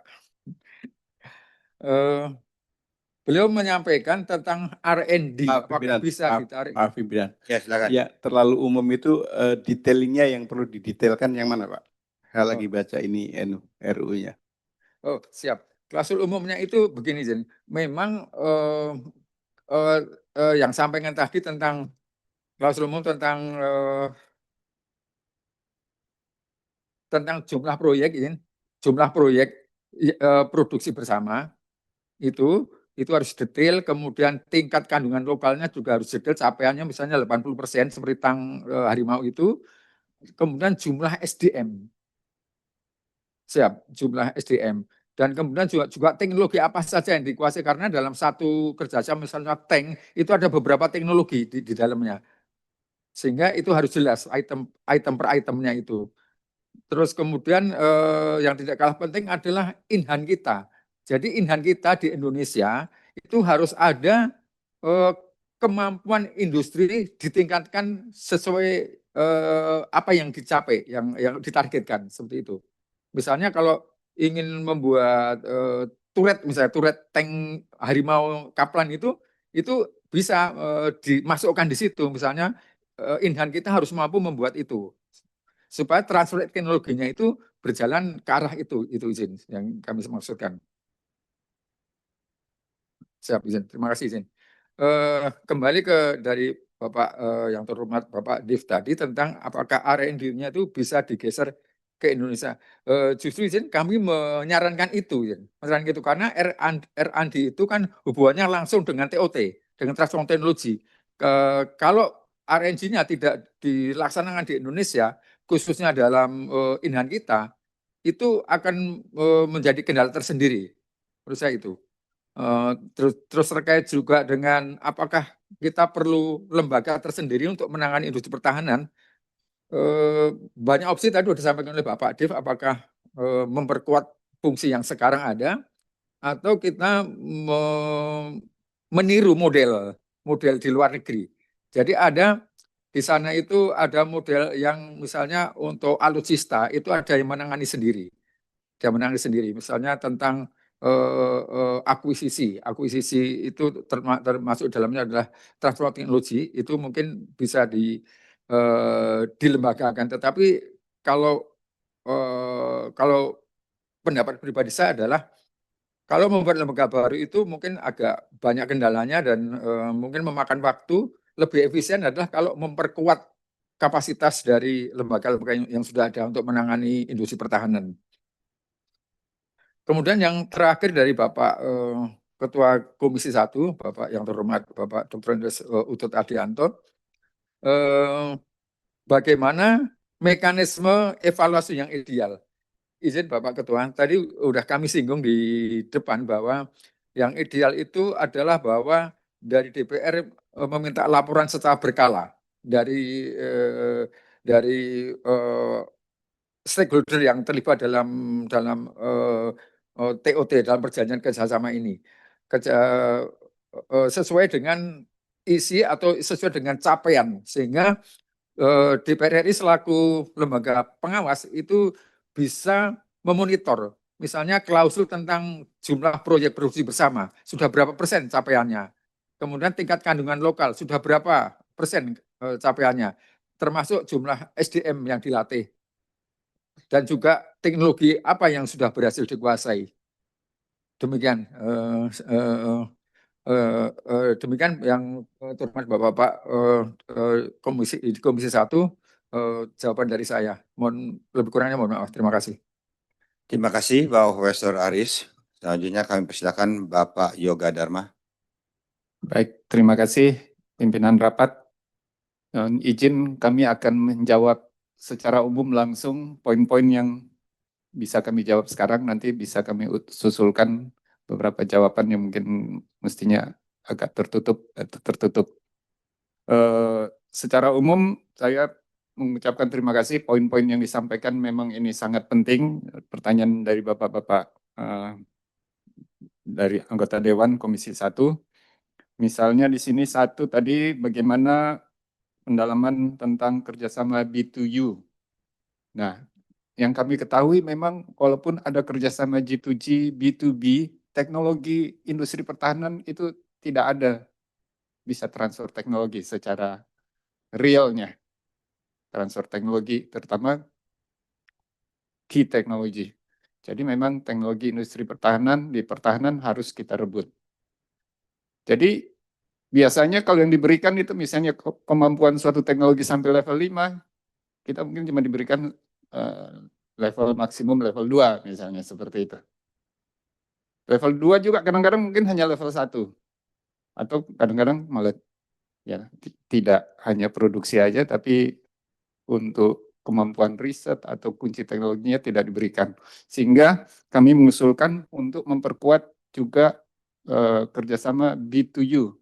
Karena B2U itu di mana-mana potensi mereka universitas itu lebih terbuka, yaitu universitas yang punya koneksi ataupun punya lulusan-lulusan yang bekerja di industri pertahanan. Dosen-dosennya, profesor-profesornya biasa membimbing engineer-engineer yang ternyata masuk ke industri pertahanan yang besar maupun UMKM. Biasanya mereka melakukan penelitian-penelitian di mana mungkin sudah sampai level 2, nanti diindustrikan, dimarketkan sampai level 5, di mana tidak mungkin rahasia perusahaan diberikan ke negara lain, ke perusahaan lain pun tidak mungkin. Kita bisa mulai dari start di level 2 dengan tadi profesor-profesor ataupun pendidikan di pusat-pusat riset. Nah, itu perlu kita hubungkan dan kami sudah memulainya dengan Turki dan kebetulan mendapatkan sambutan yang baik, namun kita perlu memperkuat kapasitas kita, perencanaan kita, sumber daya manusia, financing-nya juga bagaimana. Terkait dengan secure line communication, kerjasama industri pertahanan global tentu mensyaratkan ada kolaborasi, tetapi harus bagaimana kita menjaga kerahasiaan, confidentiality. Selama ini kita mungkin teriak-teriak bahwa tidak mau transfer teknologi, ternyata kesiapan kita sendiri menjaga kerahasiaan kita, manajemen kerahasiaan di industri masih perlu ditingkatkan. Kami melakukan diskusi dengan Turki, mereka akan membantu kemampuan manajemen kerahasiaan dalam industri pertahanan. Kita masih lemah. Bagaimana mereka mau transfer kalau mereka belum percaya trust tadi? Kita masih perlu improve di situ juga. Ya itu yang maksud kami, termasuk komunikasi, tidak pakai yang metode yang biasa kita umum pakai, ada macam-macam. Itu yang mereka sedang kami diskusikan untuk bisa inline. Kemudian bagaimana supaya Defense ID tidak malah menjadi monopoli? Memang kami mendapat tugas dari Bapak Menteri Pertahanan, LEN sebagai holding industri pertahanan, untuk mengembangkan bukan hanya produk, tapi ekosistem. Kami menyadari bahwa industri pertahanan, bisnis industri pertahanan itu sangat besar, apalagi sekarang tadi perang menuju tadi asimetrik, hibrid. Jadi yang menang bukan perusahaan yang besar-besar sekarang, malah yang kecil-kecil yang beradaptasi. Nah, di Turki itu sudah menuju strategi seperti itu dengan adanya tadi Teknopark. Jadi UMKM itu harus dibina karena itu yang paling fleksibel dan itu harus disubsidi. Tidak ada industri pertahanan di negara-negara yang berhasil industri pertahanannya kalau disuruh hidup sendiri, hanya dari kontrak atau proyek. Harus benar-benar ada yang konstan subsidi dari pemerintah untuk hidup mereka berinovasi, berkreasi, sehingga begitu dibutuhkan mereka cepat, walaupun kecil, tapi itu bisa efektif.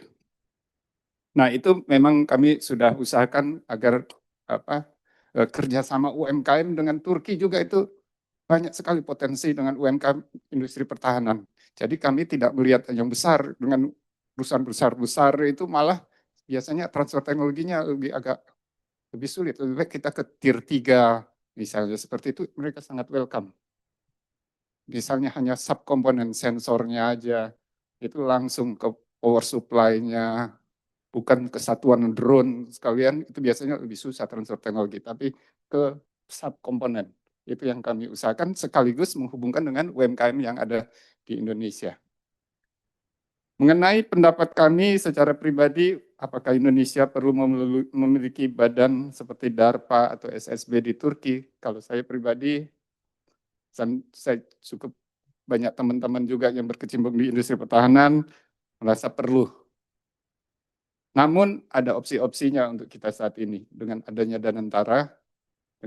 Danantara, kami berharap treatment terhadap industri pertahanan di bawah Danantara atau BUMN itu special case.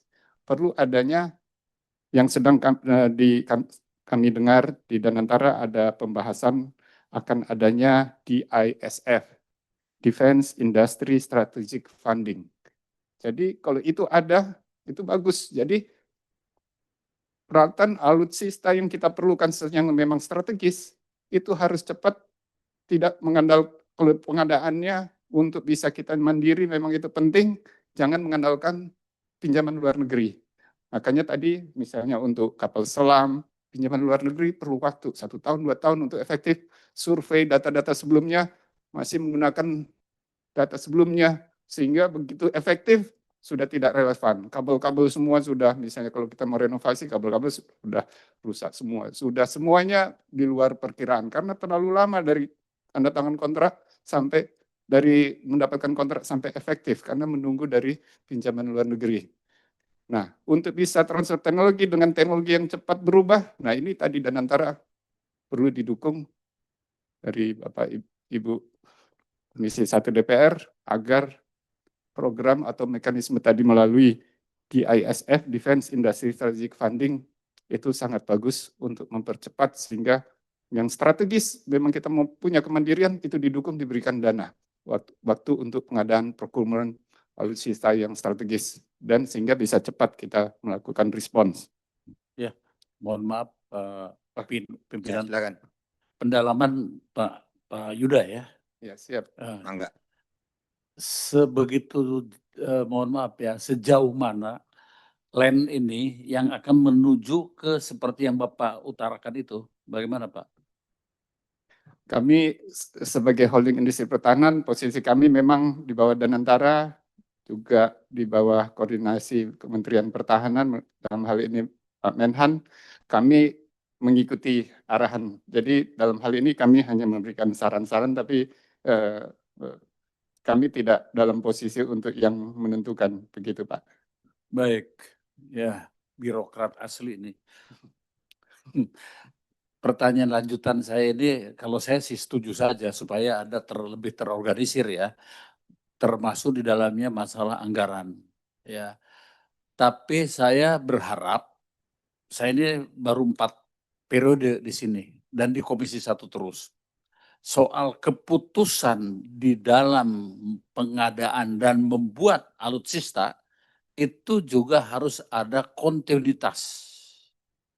Ya, dari kebijaksanaan yang dulu, kebijakan yang dulu sampai sekarang. Kalau terpotong-potong karena adanya kebijakan pemerintah, kita repot. Dulu dijelaskan sekali bahwa KFX itu akan menjadi andalan satuan tempur udara kita. Nah, sekarang kita mungkin beralih ke tempat lain, tentu harus dengan berbagai pertimbangan karena kos itu sudah terlanjur dikeluarkan dan sekarang kita utangkan ke Korea Selatan itu dalam konteks pembuatan KFX itu 1,5 triliun ya. Oke, nanti ini mungkin diskusinya di tempat Bapak saja lah ya. Terima kasih. Terima kasih. Mohon izin, jadi kami ingin sampaikan lagi tentang yang berhubungan apa keunggulan kita di bidang teknologi dan hal-hal lain dalam kerjasama ini. Ya, keunggulan kita kalau dalam bidang teknologi menurut pendapat pribadi, industri pertahanan sekarang masuk tadi ke era 5.0 dan bahkan ke kuantum. Ya, kita mempunyai kelebihan dalam kesisteman, dalam kecerdasan, IT, software. Di situ kita perlu perkuat untuk network centric, konektivitas maupun kecerdasannya. Kita punya potensi di situ. Tetapi kalau yang berhubungan dengan hardware, fisik itu mungkin kita agak berat untuk menyalip. Nah, dari tren terakhir, industri manapun yang membuat industri pertahanan, produk-produk elektronik, ternyata sekarang 1 banding sekitar 3. 1 yang hardware-nya, 3 harus kesisteman IT. Nah, di situ kita harus fokus, kita perkuat, karena di situ nanti fleksibilitas kita dapat.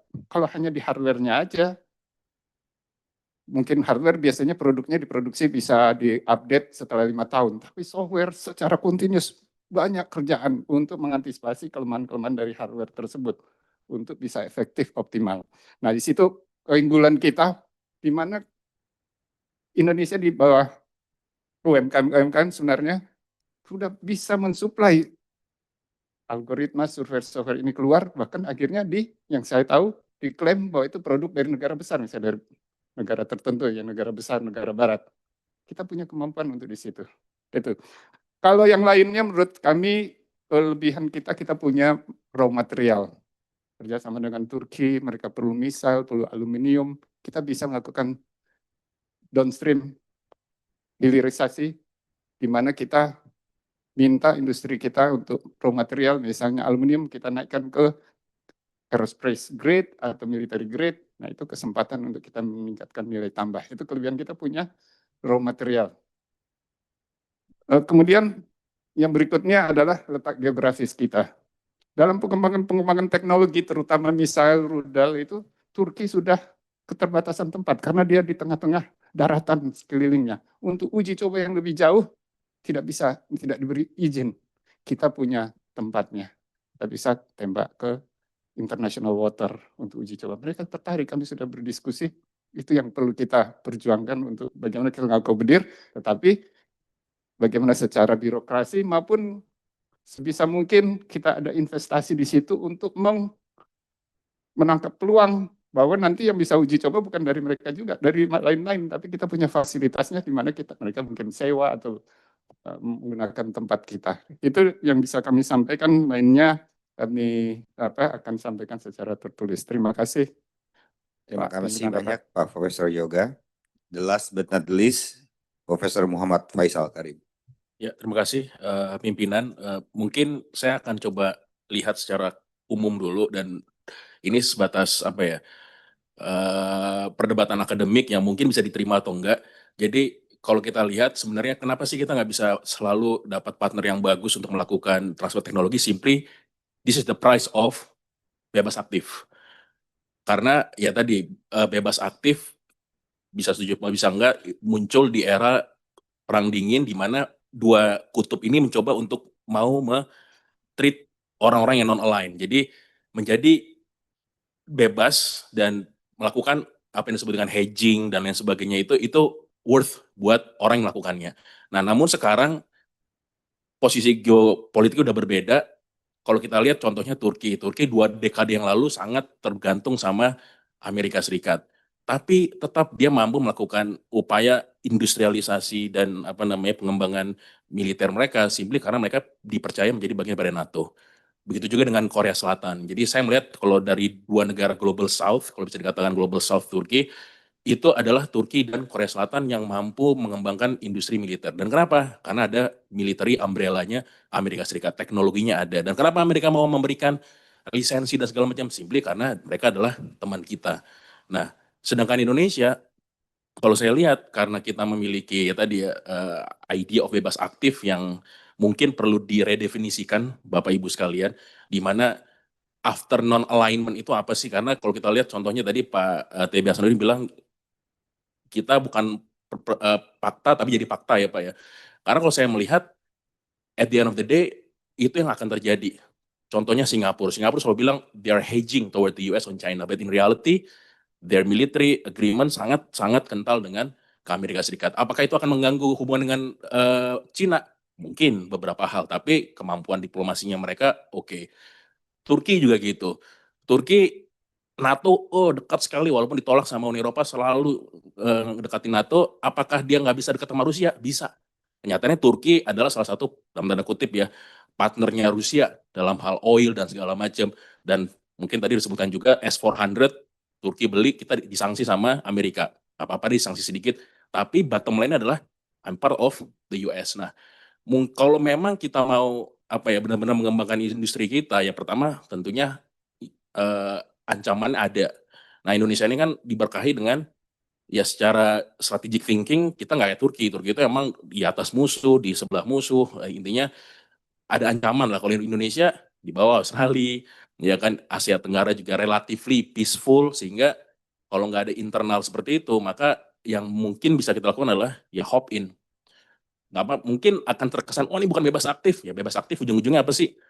Upaya kita memajukan national interest kita. Jadi apakah kita punya kerjasama yang lebih erat dengan Amerika misalnya, anggaplah Defense Cooperation Pact, ya itu pun menurut saya patut dicoba mungkin Pak ya. Nah itu yang pertama. Nah yang kedua terkait dengan kenapa terlalu generik, ya balik lagi tadi bagian daripada bebas aktif. Kalau saya lihat perjanjian Turki dengan Brazil, kebetulan ada dalam bahasa Inggrisnya di website waktu saya membuat bahan ini.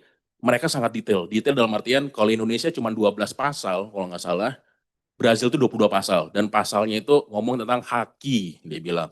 Ngomongin tentang joint commission. Indonesia kalau lihat pasalnya adalah akan ada delegasi dari Indonesia ke Turki, akan ada delegasi Turki ke Indonesia. Delegasi itu kan sangat ad hoc.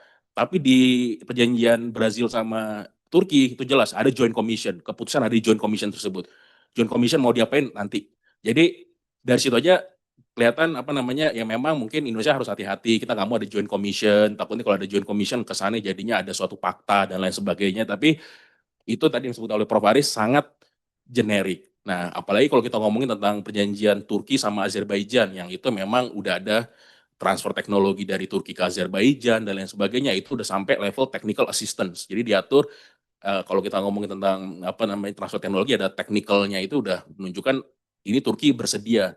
Nah pertanyaannya tadi Pak Sabam, apa value added kita?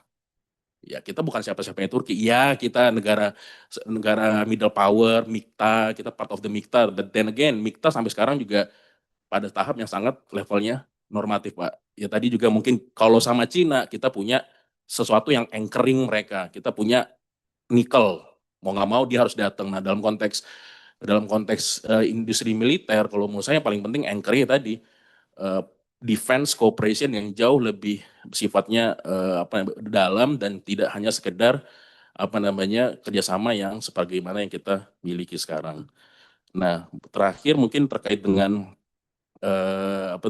dari Bu Syarifah ya dan Bu Amelia, kalau saya melihat memang tadi Pak Dev juga dibilang pelajaran dari KF21 yang menyebutkan tentang bagaimana ujung-ujungnya transfer teknologi kan cuma janji manis dan pada akhirnya kita juga harus chip in uang. Nah, gimana cara kita nggak chip in uang? Ya baik lagi, mungkin sudah saatnya ya mungkin ini yang dibikin oleh Pak Prabowo kali ya.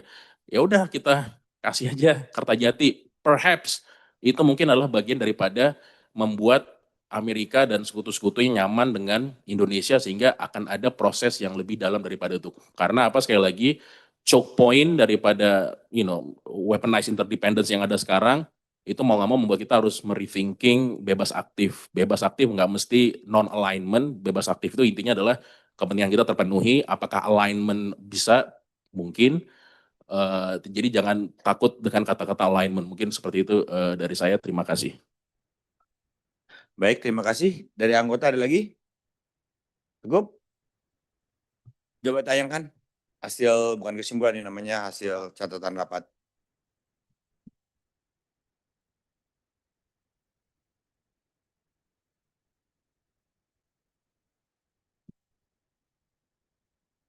Rapat dengar pendapat umum Komisi 1 DPR dengan Kolonel Laut Purnawirawan Profesor Dr. Insinyur Aris Sarjito dan STMAP EPU ACPE CIQAR ASEAN Eng, juga Profesor Dr. Muhammad Faisal Karim PhD, Profesor Yoga Dharma Setiawan PhD, Rabu 17 Juni 2026. Komisi 1 DPR RI memberikan apresiasi kepada Kolonel Laut T. Purnawirawan Profesor Dr. Aris dan juga Profesor Muhammad Faisal Karim dan Profesor Yoga Dharma Setiawan PhD yang telah memberikan sejumlah masukan atas rancangan undang-undang tentang pengesahan persetujuan antara pemerintah Republik Indonesia dan pemerintah Republik Turki mengenai kerjasama dalam bidang pertahanan. Yang kedua, seluruh bahan presentasi penjelasan dan jawaban Kolonel Laut T. Purnawirawan Profesor Dr. Insinyur Aris Sarjito dan juga Profesor Dr. Muhammad Faisal Karim PhD dan juga Profesor Yoga Dharma Setiawan PhD akan menjadi bagian yang tidak terpisahkan dalam pembahasan rancangan undang-undang tentang pengesahan persetujuan antara pemerintah Republik Indonesia dan pemerintah Republik Turki mengenai kerjasama dalam bidang pertahanan. Ada yang perlu dikoreksi? Cukup ya? Baik, kami sampaikan terima kasih kepada komisi yang hadir dan juga masukan Bapak-Bapak akan kami sampaikan lagi kelanjutannya. Akhirnya dengan mengucapkan Alhamdulillah rapat ini kami resmi dengan tutup.